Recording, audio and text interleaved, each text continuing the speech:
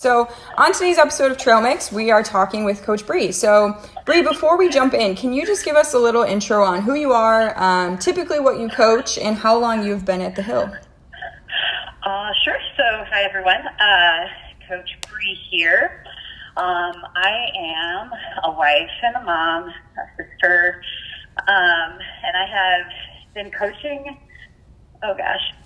for 6 or 7 years, and at the Hill since we opened in 2012. So 8 years, and have loved every minute of it. It's kind of evolved from like coaching 1 or 2 classes a week to now I coach all of the noon classes Monday through Friday, and then I do personal training and intro programs as well, and then also handle just a whole bunch of other kind of behind the scenes stuff that's not nearly as exciting to talk about. Yeah, the stuff that's important but nobody wants to deal with. Exactly. Fun. And you've seen the gym from kind of since day one. So since when we were downstairs, and then when we moved back upstairs, or not back upstairs, but when we renovated upstairs and moved up there, which is really cool to have somebody that's been part of that entire journey. Yeah, it's been really cool to see the Hill grow from, its beginning stages and really become just like a full health and wellness community where literally anyone and everyone can come and find a fitness home. So it's been a lot of fun. That's amazing. So for each podcast episode, it's kind of something new that we're incorporating, but for each podcast episode, we're going to have one thing in common across the board. And that one thing that's in common is, in classic trail mix fashion, we're going to bring a snack, whether that is like a junk food snack, a healthy snack, whether you are eating a meal or anything like that. So for context right now, it's bright and early in the morning. So Bri, what did you bring with you today to munch on? Well, realistically, I brought my coffee. There you go, a little morning. Hey, we're hanging out having coffee. I'm drinking coffee too. Yes, but if I was going to have an actual snack, it would be s'mores. Because I feel like that's the perfect, summertime snack. Yes, absolutely. Well, I love that we're basically having a coffee date virtually. This is great. Yeah. And I feel like the weather yesterday probably got us all in the mood for a campfire and some s'mores. Yeah, it was. It was perfect for that. Yeah. So we talked a little bit before this call on just like how we were enjoying the weather, and just for additional background context, we're also still in quarantine for COVID-19. But I think, yeah, woohoo. But I think a really fun topic to talk about today, especially with you, is basing it off of past travel and things that we've done, because I know just from knowing you in the past, I know that you and your family have traveled a lot, and but there's a lot that I don't know about that in terms of like where you guys go, what activities you guys partake in, and so while we can't travel right now, I think it's a really fun topic, being that you have experience with it, but also being that we were just talking about how like you and your family are jumping on bikes and getting outside and just trying to like enjoy the weather and the great outdoors. So I guess in the past, when you and your family are talking about taking trips, is there typically like a time of year that you guys are taking trips, or is there a general direction that you guys typically want to go when you're leaving? Yeah. So there's 2 types of trips that we will generally plan with our family. One is an adventure trip, and one is a relaxation trip. So we generally opt towards adventure and experience. And so for that, we always go to the mountains. That is by far our family's favorite place to go and to be. But for more relaxation, we'll head to the beach. And that's also been a really fun experience for our family to enjoy together. But we're definitely summer travel people. If I had the money to, what do they call it? Snowbirds, where they move from people move from warm climate to warm climate throughout the year. If I had the money to do that, I would absolutely move during the winter to a warm climate, because I love it when it's hot and humid and we get to be outside in the sunshine. That's my favorite time of year. Yeah. So when you talk about beaches, so I guess this is a 2-part question. When you are talking about beaches, what beaches are you usually going, or what direction? Are you going south or west, or where are you headed? Yeah, south is what we prefer. We generally try to like shy away from places that are really tourist heavy. And so like we went to Gulf Shores, Alabama 2 summers ago.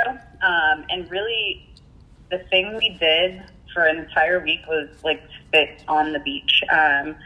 We'd go out there and build like sandcastles or play football or just swim.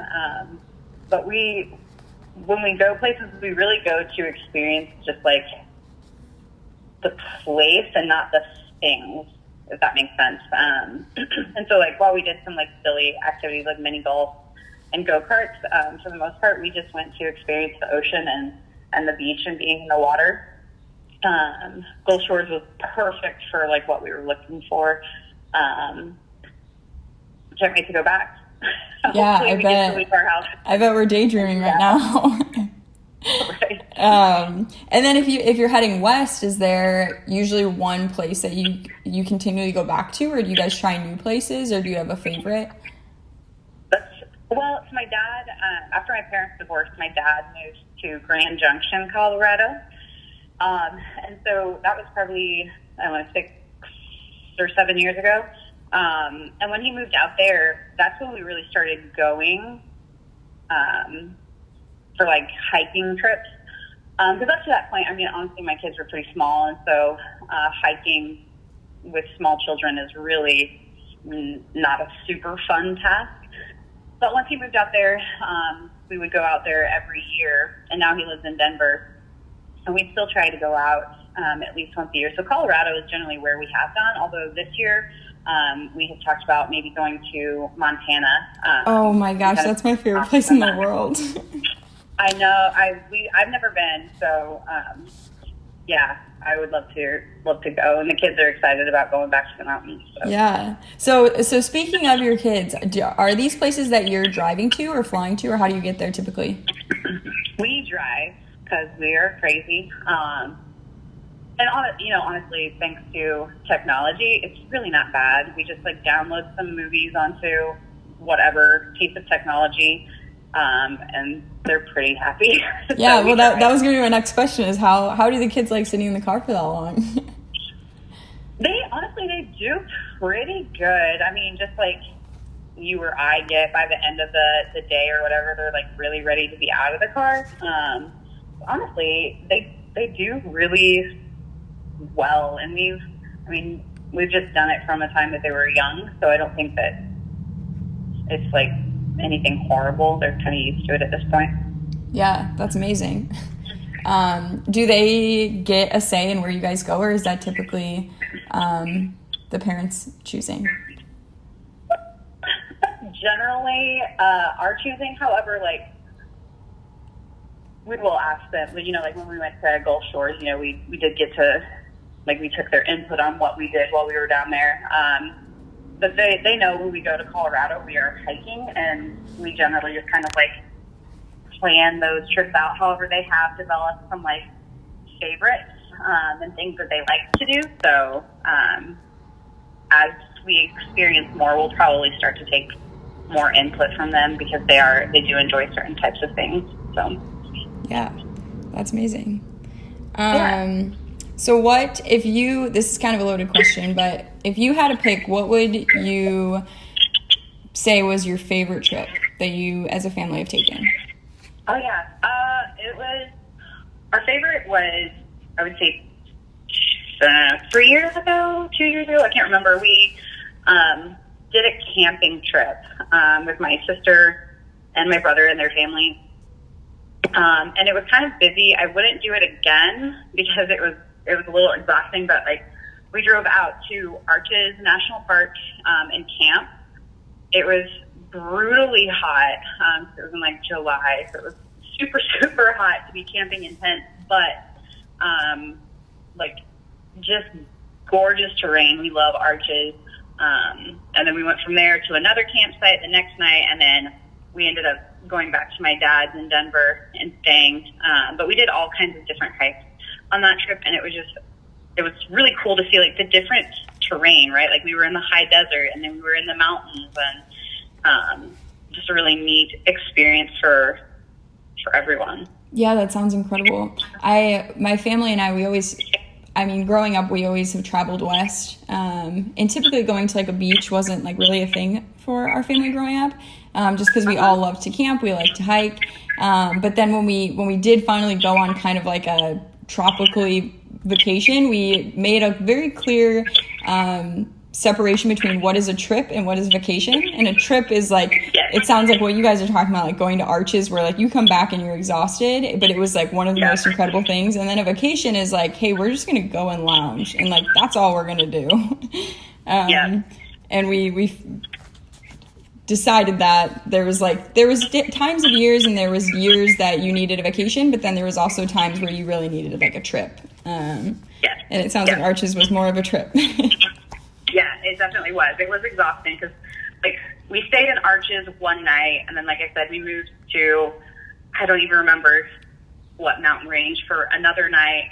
And so that was, like, setting up camps, taking camps down, setting up camp, taking it down. Like, so that was just a little bit much from that standpoint, but the hikes were fantastic. So yeah, incredible. Do you and your family have any type of trip tradition? So whether that's like, hey, we always like play this game in the car when we're going a little stir crazy, or like there's always like one, I don't know, like growing up, my family, we always went to Crackle Barrel, and that was like our thing on vacations, and that's how like you knew you were on vacation. And so do you and your family have any traditions when you're heading out for a trip? That's a great question. Yes. Whenever we get in the car, I would say within the first hour, I'll play, I don't know if this is the exact name of the song, but it's 500 Miles by the Proclaimers. Oh, that is the exact song. Yeah, so I will just like crank it up and sing it, and Wes hates it. And so he'll always be like, Mom, and like hiding his head, and Emma's laughing because he's super mad. So yeah, we do that every single trip. And then we also play a movie quote game.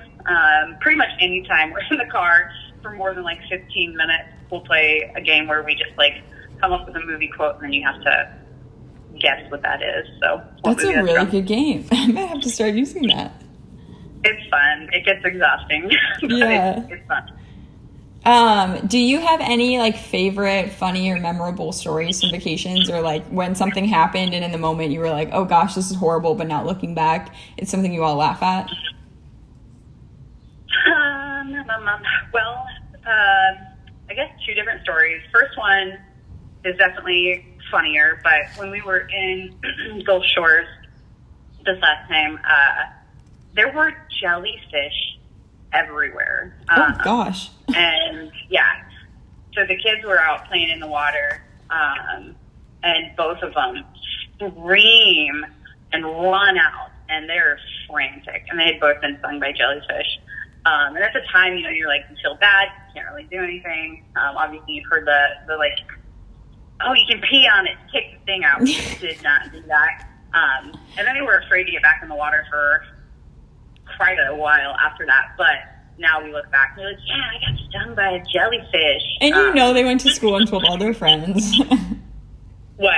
I said, they went back to school and told all their friends, and like we're the really cool kid in class. For sure. And then after that, Emma, like, they would wash up on the beach, and so Emma would go like scoop them up with a stick or a seashell and like put them in a bucket. So at one point we had a bucket of jellyfish. But yeah, I think another one that's like really memorable, not funny, but definitely one that I look back with like fondness, is our last trip in Colorado. We had decided to hike a 14er, which would have been our first ever, and we took the kids. And so we started off, and we're like walking along, and it's like, okay, this is fun. Like we did an 11-mile hike with the kids, and this was about 8, so we knew they could handle the distance. So we're hiking along, really having a good time, and then like as you cross above like the vegetation line, right, where there's no more trees, it's just rocks, it's like you can literally feel like your blood turn to lead, right? It's just like everything becomes really challenging. Like you're walking slowly and you can't breathe. And you're just looking up like the face of this mountain. Like I am never going to make it to the top. And like all these switchbacks, and literally we're like okay, we're walking, but we're going to walk for 20 yards, and then we're going to stop and rest. Okay, we made it. We're going to walk for 20 yards. We're going to stop and rest. Holy cow. Yeah, and like the kids are crying and they're tired, and yeah. So we're almost to the top, and then there's this like last set of switchbacks, and we're just like, we're not going to make it. You can't. It's literally just like looking up at a wall, and you can see the top of the wall, but you cannot see over it, and it just looks like insurmountable. And so we keep going. And then like you take this last step, and you're like finally on top of this mountain, and all of a sudden it's like the air feels so clear, and you can catch your breath, and you can see the sky is so crisp, and everything is so serene and quiet. And it's like you just finally get over that top, and you're just like, this is fantastic. And so while we were all just like emotionally and mentally and physically exhausted, like thinking about how that felt to just like take that last step and finally be on the top was incredible. And the kids still talk about it, and they're like, I want to go back and I want to hike. And I love getting to have that experience of like, hey, this thing is hard for right now, but it's not going to last forever. And if we keep working hard, like the payoff is going to be incredible, because it's like you don't get to experience that feeling without the hard work, right? It's like you could get to the top of that mountain without working hard, but it would not be nearly as rewarding, and it would not be anywhere near the same experience if you were to just be like helicopter dropped up there, right? It's like the struggle makes the victory that much sweeter. And so it was great to get to like experience and share that with them. Yeah, that's amazing. As you were telling it, I was getting chills, and like you said, it's part of that like hard work that makes it even more worth it. Yeah. And it's one of those, it's the type of like pain and hard work that like once you get to the top and now you look back at those memories, like you don't even remember how bad that hurt, or like how much that hike really, really sucked, or how like rough that it truly was, because you just remember that last moment, which is incredible. Yeah, I can't wait to go back. Yeah, absolutely. So two more quick questions for you. So I guess on kind of similar to what you were just saying, when quarantine lifts, where are you headed? Because I know it won't be staying here. Well, honestly, we haven't planned anything, because we're just like not sure, even when quarantine is lifted, like how long it's going to take things to go back to normal. I do think that if we can plan a trip, we would like to head to Glacier National Park this year, and probably like spend a week or so camping. I know my sister and I would like to go to Colorado as well and hike another 14er, so both of those could be in the cards if we're able to do that. That's what we would like to do. Yeah, I've told a couple of my friends, but I think it's funny. We've been in quarantine and in isolation for quite a while now, but I still like I can't wait for the day when like I can be isolated, but like in a mountain setting. Right. Like the first thing I want to do as soon as this is all lifted is like I just want to go camping, and that's so much isolation, but I'm like I just want to know that I can get out of like the space that I'm in and like breathe some fresh air, and I'm like daydreaming about it, even though it means more isolation, but I'm all for it. Yeah, well, I think like isolation in your home makes you feel, I often feel like claustrophobic of like the space is getting smaller. Isolation, I think, in the mountains is the reverse of that, where like the space around you feels gigantic and you feel small, but like a part of something so much bigger, right? It's like, that's a really interesting way to put it. I think that's spot on. Wow. Yeah, that's how I always feel. Just like the space around me is huge and overwhelming, and I'm such a small part of it, but I am a part of it. Whereas in your home, you're like, I'm the only thing that exists in this space, and that feels so isolating and scary. Yeah.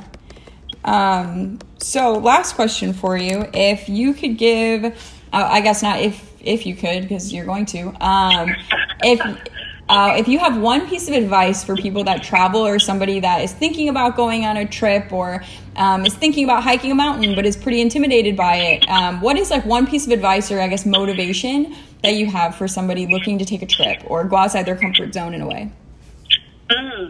My advice or motivation is to do it now. I've always been of the mind, well, not always. I've struggled with the mindset of like you have to wait for X to do anything, right? You have to wait to lose the weight to wear the bikini. You have to wait to have this much money in savings to do the trip. You have to wait for this to do that. And then just like finally I realized like you're worth it right now. And while you do need to be smart financially, right? It's like there's never a better time than today to take that trip that you've always wanted to. Hiking especially is kind of daunting to think about until you just take that first step. And then it's just like, it doesn't matter if you're hiking, you know, in your neighborhood or hiking in the mountains. Just like go, do it. You'll figure it out. It's like there's nowhere you are going to go that you can't like find lodging or find food. It's like, just go. It doesn't have to be perfectly planned. Just go. Yeah, I think that's great advice. I think that a lot of times we do wait until we have this mindset of wanting to wait until something. When once in actuality, once you're out there and you're doing it, it's all totally worth it. Yeah. So that's amazing. Well, Bri, I appreciate your time. It was fun to be able to hear more about your trips and kind of take an escape from this quarantine life. If anybody has any questions for Bri and traveling or tips and tricks, feel free to reach out to the social media handles at thehillkc.com. And if there's any topics or subjects that we want on a podcast, also feel free to send those requests in. So I appreciate your time, Bri. Yeah, absolutely. It was good talking to you, Hannah. Yeah, we will talk soon. Alrighty, have a good day. You as well. Bye-bye.